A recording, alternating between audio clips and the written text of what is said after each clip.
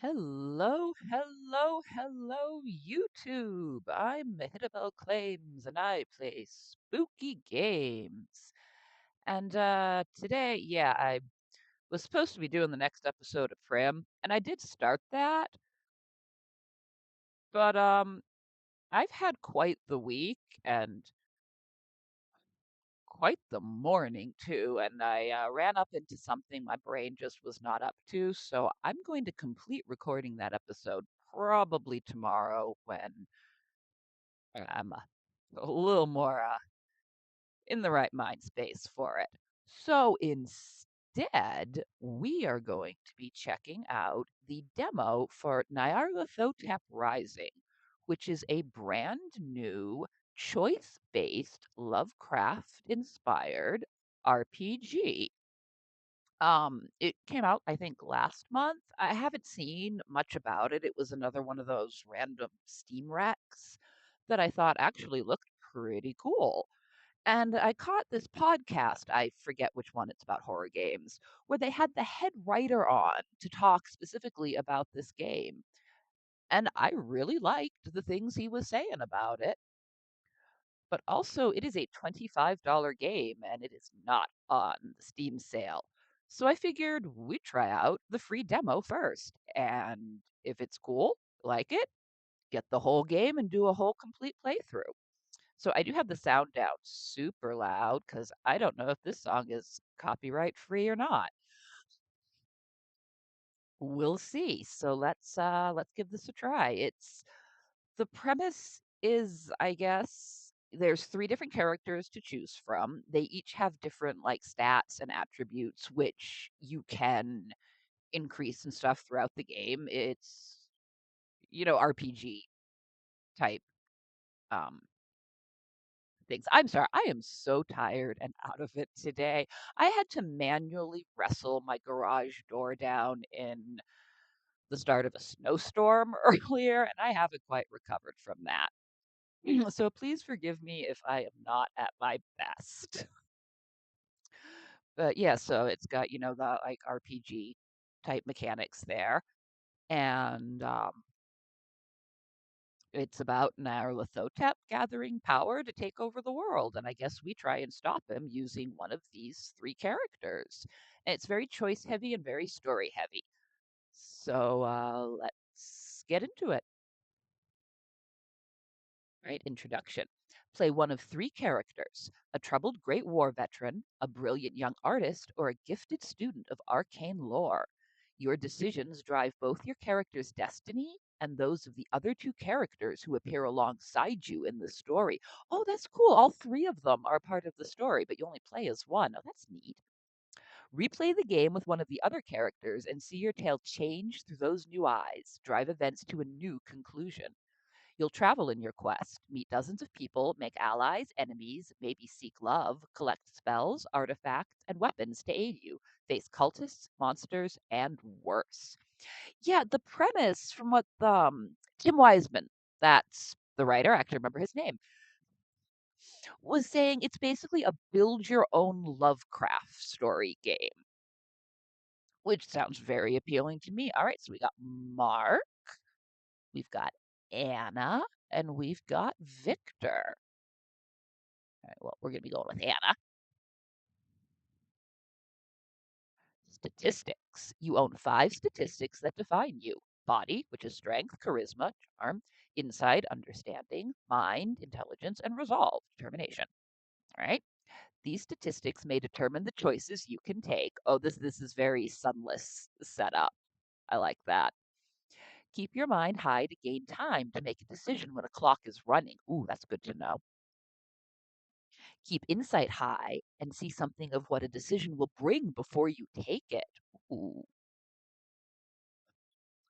decisions. Oh, wow. You choose from the options you're given to drive your story forward. You choose the path it takes. You dictate events and your goal. As you progress, the game engine tracks your statistics, relationships, certain choices you've made. Some subsequent paths are only available based on those taken previously. You can write a surprising story. Might you even have a complete change of heart at the last? Right? Crisis. If your body, resolve, or mind reach 0, if your insight reaches 10, you suffer a crisis. You can heal, continue with your story from that moment, and still succeed, but the very best outcomes may be lost to you. Okay. Okay, there's a lot to this.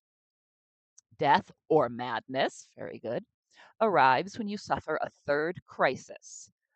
Okay, yeah, this reminds me of the terror and nightmare mechanics in the Sunless games. It can also come in one instant at a few of the most dangerous points of your story, regardless of how many crises have hurt you. But you will learn. You will try again. You're ready. You face a great challenge. You must learn things man was not meant to know. But you are resolute and able like few others. Write your story now. Okay, all right. It's got me interested. There is a lot to keep in mind. Um, we might get a bad ending. Let's see. Oh, we can only play as Victor. All right, I guess we're gonna be Victor. I wanted to play as her. Oh, all right. Well, we'll be Victor Buchanan. All right, if we play the full game, we're gonna be Anna. Oh, I like that. I do really like the look of this game so far. I like the photographs.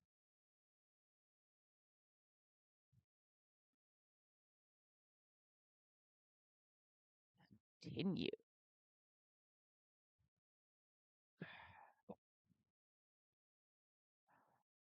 And hold on, I think it might be safe to turn the music up now. Oh, wait, never mind, things are happening.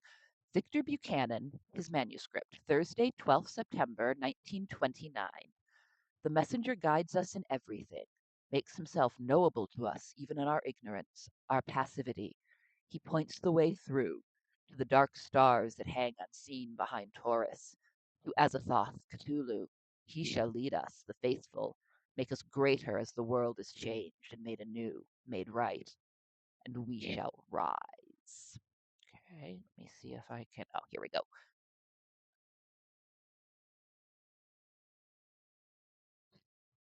A little background music that hopefully won't get us copyright stricken. Okay. All right. So, Victor might be a cult. Oh, I guess he's the one who's the student of arcane lore. Okay. All right. That's either a really good or really bad person to be playing as in a Lovecraft story. You wait for her at the head of the stairs as she comes up from dinner. Come to me tonight, Anna. We'll talk. She looks at you a second, then passes on to her room without answer. Has Edmund spoken to her about earlier? That went poorly with him. Does she know that? I got some drama already. Oh, oh, oh my. Oh, okay. All right, let's not mess with those right now. I'm assuming this is like the tutorial stage. In your room, you take up the silver key. It moves in your hand with that energy that it always owns. You must all of you bring certain people with you, and of all people, it must be Anna. She has a link to the dreamlands. Her own dreams flirt with it already, and she can see the borders without gate or key. It's in her. A sympathy, like Edmund, even though he lost his own nerve years ago and has tried to keep her from this. We got lots of drama going on. All right, this is actually really giving me Sunless vibes, the way this is all set up. So it's already kind of hooking me a little. The door opens. She enters. You put the key down beside you where you sit upon the bed. These assignations are rare. Secret. She comes to stand in front of you and you take her round the waist, the thighs, hold her. But there's a tension, an upset. You stand her back a little from you. She looks down. Victor, has something happened between you and father? And what are you doing here? She sees the key. What are you doing? Several questions. How do you answer? I'm glad things stopped where they did. Oh, okay, our first choice. All right, what are we doing? Um, all right, I said you'd travel with me into the dreamlands, as Key will see it happen soon now, I promise. What's all this? Old house. Oh, this is where we are? Maybe? Yeah, okay, all right. What am I doing? Trying to overcome ignorance, the ignorance of a whole world. Your father? Nothing. Nothing you'd care about. Academic differences. I want you, Anna. Not the time. Not the time. No, Victor. No, no, no. Um,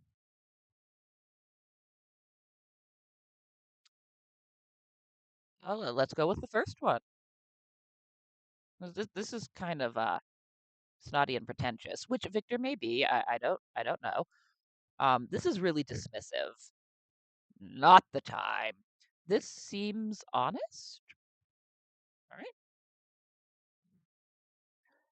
Yes, she asks. Yes, and you'll be brilliant there. I'm going to travel now tonight. Oh, wait, whoops, that's him talking, not her. Let's try this again. Yes, she asks. Yes, and you'll be brilliant there. I'm going to travel now tonight. Lie with me as I do, you beside me, Anna, always beside me. We're getting a little racy in here. You undress, lay down by her. The key is in your right fist. You close your eyes. She's never seen this. No one has. You travel. We're getting right into it. We're heading right to the dreamlands. Oh, we've got a contact, location, region. All right. I like this interface. Ooh, oh, wow. This looks like an illustration from an old book. This is fantastic. The go-between. And you dream, and you have the silver key, and you enter the dreamlands. The shapes, the colors are fantastic, but carry no great importance or weight for you. You know they do for Anna. They hold a fascination for her. You've seen it in her paintings. You stay at the borders. You should find him here. You've met him several times now. You use your senses. Yes. There. You must call me the go-between now. He's an unlikely figure, somehow unconvincing. He's wrapped in a heavy coat. I've been given a name, that name, or will be. Do you have success? No. You shake your head. Edmund Wilde still forbids me access to the key text. The man, the go-between, frowns as the landscape moves around you. You ask my assistance? Why not? You shrug. But what can you do? I can resolve this given your invitation, and I ask this. Do you welcome Nyarlathotep across to Earth? And will you do more? Welcome him in all his forms? All right, maybe we're not trying to stop Nyarlathotep. His commitment was bound to be sought. How do you reply? Um, can we say I don't reject him, but I can't answer you yet. I like that one because I will bring Nyarlathotep. Says, oh, knowledge +2. Artifact, silver key. Okay, so these are like the things that we have that might contribute to answers. Okay, I'll bring Nyarlathotep in all his forms. Don't want that. And I don't reject him, but I can't answer you yet. Yeah, we're gonna go with that. You don't reject him. Very well. In time, then. He seems to try to emulate a smile. For you've an adept like very few others, very few indeed. You shall be his herald. There's a movement nearby, and you both turn. No, it's gone. I'll find you, he says, and he's already turning as he speaks. I've heard all you say. You look again where you had thought you saw someone in the colors. Nothing. You return. Oh, we got some mythos added. That's neat. Oh, yep. Oh, and you can see over here. Oh, those make noises. Okay. Oh, we opened up a lot of stuff there. Victor, don't mess with Nyarlathotep. It's going to be a bad time. Return. It's unnaturally cold back in the room. Anna slips her robe on, rises, touches you on the shoulder. I must go. You look to the window as she leaves, and it is nearly dawn. And then for a second, just a second, you feel as though a great weight is in the air. Presence close by. But then that too is gone. Okay, I love the use of photographs and old illustrations. This is a very pretty game so far. I love the turning of the page. Edmund is missing. Friday, the 13th of September. Oh, look at that. I really like how this is done. Morning you rise, find Anna in the kitchen. Father's missing, Victor. Have you seen him? No. Walking? Wilfred's looking. The front door was open when I came down, but his walking shoes are here, his outdoor stick, his hat, wallet, his glasses. She shakes her head. I'll go out. You pass the housekeeper, Doris. You and she are not on good terms. She's fiercely loyal to Anna. Wilfred, gardener and handyman, is returning as you come outside. No sign, sir. I'll look further out. You duck back into the house. Anna, I'm going to Southwold to look there. If no luck, I'll let the police know. I'll try the neighbors. She's getting her coat as you head out. The go-between's words play in your head. I can resolve this. Hmm.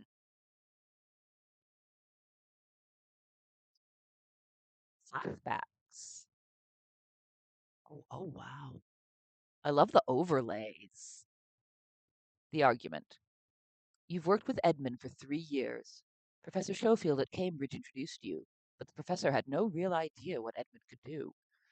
Edmund showed you the dreamlands. You had to see more.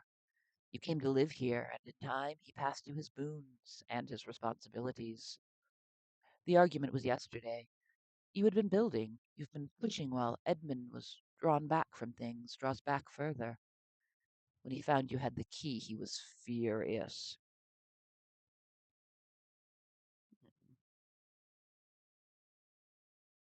Gave you this, Victor. Do you know what you're doing? You'd never seen him so angry. The whole house must have caught something of it. He demanded the ring back, and you gave it. It was next to useless to you know anyway. He told you that you must lose the key too. No, you said, that won't happen. Hmm. Victor, what are you up to?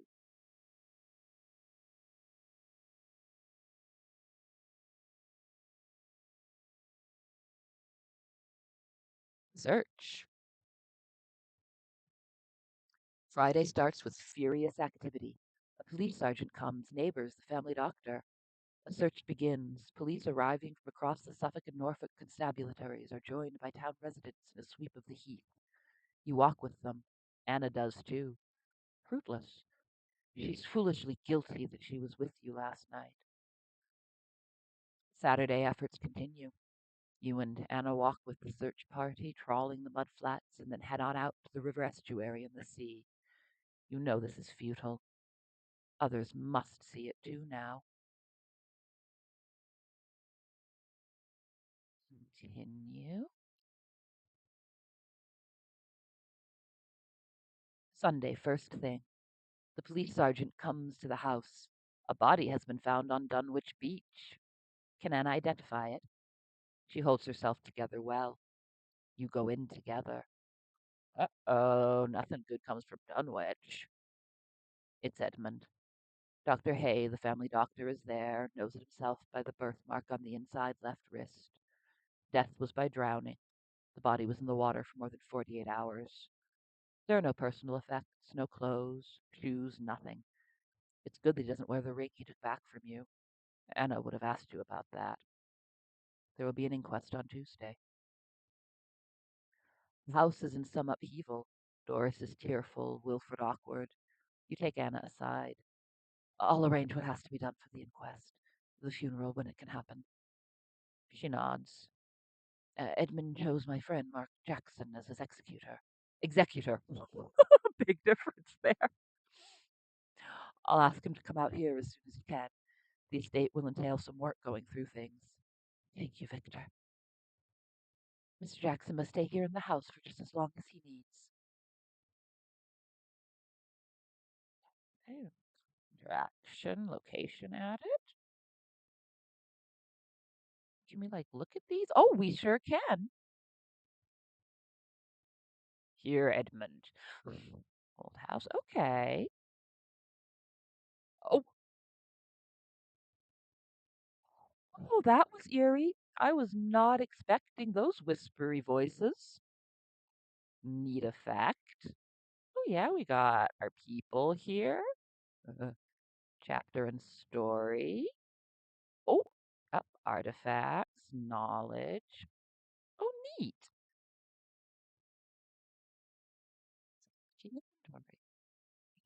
Cool. This is a neat interface. Continue. I have no idea how long this prologue is. Mark Jackson, Monday, the 16th of September. The next day, you telegram ahead and follow on to London to the offices of Ferrer and Co. near Holborn to ask the services of Mr. Jackson. The two of you journey back together, talk more over supper at the Swan in Southwold. Mark gives his condolences. You tell him something of what has happened, that the inquest is being held tomorrow morning. Anna, his daughter, insists you stay at the house for the duration of your work. That's very kind, Victor, if you're quite sure it's not an imposition, especially given events. You haven't seen Mark in 5 years. You met in the war, you helped him get home, get into a nerve hospital, see him back on the right path. The mood between you now is warm, carefully reminiscent. Where do you move the conversation to? Oh, so here's our third main character. This is the other one you can play as. Um, we haven't seen him in 5 years, so well, we lose some resolve, but we gain charisma. Lose mind, gain charisma, gain mind, lose resolve, lose charisma. Okay. Oh wow. Yeah. Again, very Sunless-esque with the way this is set up. Um. Hmm. Right. Well, you know what? This is just the prologue tutorial, and I am already pretty sure I'm going to be getting this game and doing a full playthrough, so it doesn't matter what Victor's stats are or trying to play close to what Victor would say. So we're going to be nice and see what's Mark. How's your work there? Your manager seemed like a good chap.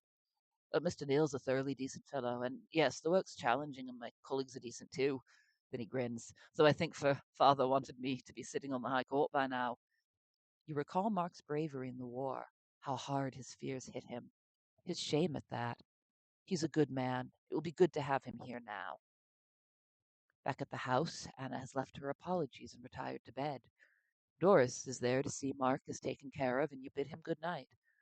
These last days have been a real distraction, necessary but hard to bear. And there are other things you must deal with now. Are there? Oh, let's see. Oh, okay. Oh, this is the adjusting of our stats here. Okay. Yep, bye bye.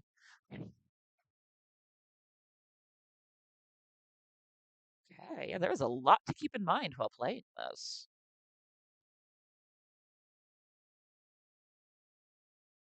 Victor Buchanan, his manuscript. Monday, 16th of September, 1929. I've sent word to Geddes, our leader. The leader of the faithful told him I'll gain the text now, will master it. The one of us guards the way, but also opens the way. Yet it's nothing to the goat of 1,000 forms. And I say with certainty that Nyarlathotep's majesty shall be felt and seen. Okay, yeah, Victor does want to bring Nyarlathotep. It shall fill us utterly and be the source of all stories for the head and the heart, for he knows us, and he owns us. Oh, yup, he drank the Nyarlathotep juice. Buddy, bad idea.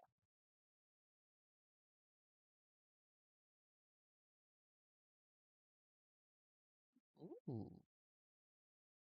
Chapter 1, Written Word. Victor Buchanan, his manuscript. Tuesday, 17th September, 1929. And when he comes, then shall Shub-Niggurath open the fetid clearings within the wood. She shall bind us there in our world. She shall catch up the willing and unwilling in her close embrace. Yep. Town Hall, the inquest. The coroner takes evidence before a full hall. The body was in the water for upward of 2 days. There are no suspicious injuries. Toxicology reports show nothing unusual. Anna answers questions of Edmund's habits, his state of mind, his health at his advanced age. She's upset, but her voice is clear and her presence holds the hall. You're asked some of the same things, and you keep your answers brief. Nothing unusual. No. None. No. Others speak. The process becomes tiresome when there are these other priorities. Finally, the verdict: death by misadventure, and it's probably generous that it's not ruled a suicide.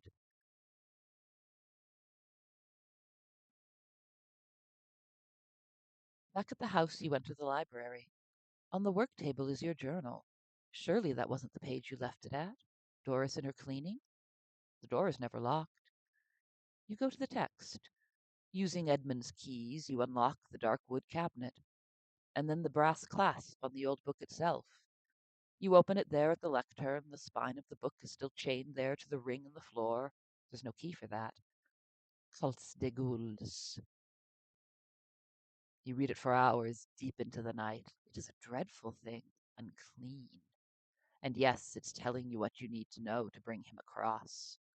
When you finally, unwillingly leave to sleep, you lock the library door.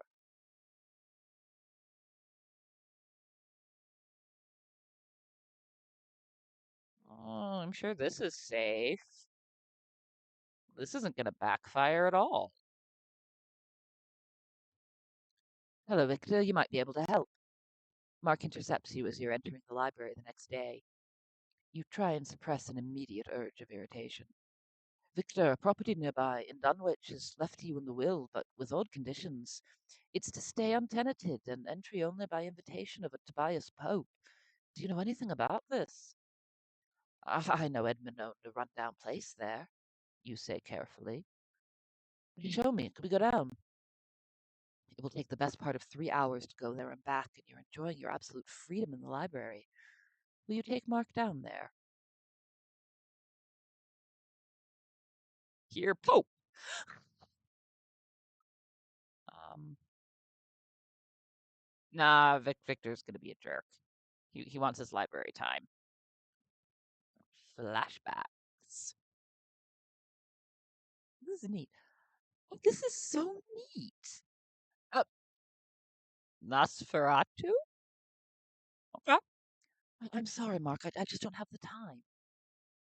He nods readily, but you can see he's a bit taken aback. You shut the door, and your mind goes back to the first time you saw him. You were with Edmund at the cottage, the gate there, and Pope the ghoul, a hideous thing. Edmund spoke in Pope's language, a gasping, whooping sound. Oh, okay, it's just Pope. Nosferatu.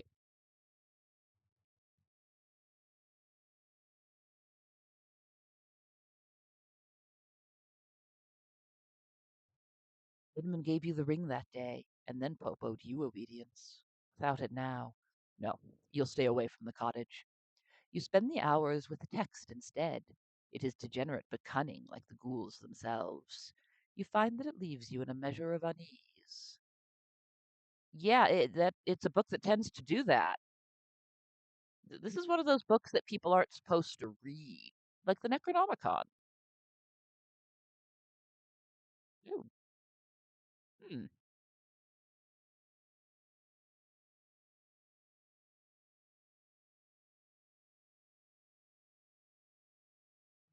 okay. Still not really solid on the whole stats thing, but that's fine. It's fine. We'll figure it out. Will. On Thursday, Mark reads the will. The entire library is yours. Good. There was just a doubt in your mind. The cottage is yours too. All else goes to Anna. But as you're about to go back to your work, Mark stops you. He shows you a list in Edmund's hands, 9 books. These volumes are to be destroyed, Victor. Really? You read, shake your head. Well, I'll gather them, I'll do so. Thank you, but by the terms here, I must witness their destruction. I see. Well, I'll get them, let you know. The most powerful holdings in the library. Cultist de Gaulle is among them. Yeah, he's burning the bad books. And he wants to make sure they're burned, because, Victor, you're up to no good. I don't know, maybe we'll play as Mark. Mark seems to have his head on his shoulders here. The next day, you produce the books. You show each volume to Mark to check against his list, and then stand out in the back garden by the brazier as he feeds them into the flames. You blame him now. He works against you. You've seen the attention he gives Anna. Yesterday, they went out in the car together, and afterward, they seem to be keeping some confidence from you. He's been with her in her studio, too. Oh, Victor. And with Edmund gone, you and Anna need wait no longer. When you leave, she must be ready. The instruction's over. You'll speak to her now. Victor, you're a bad boy. She looks up from the letter she's writing. Perhaps this was impulsive. What do you say? Um, be gentle. It's been a while.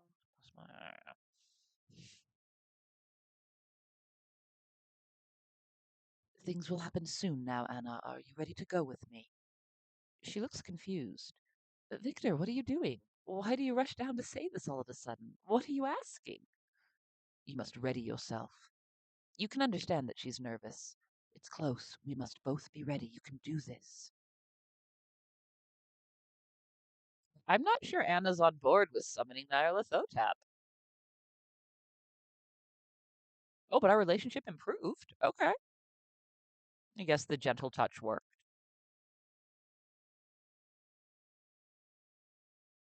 The conversation went well enough, and she's promised to you by her own father.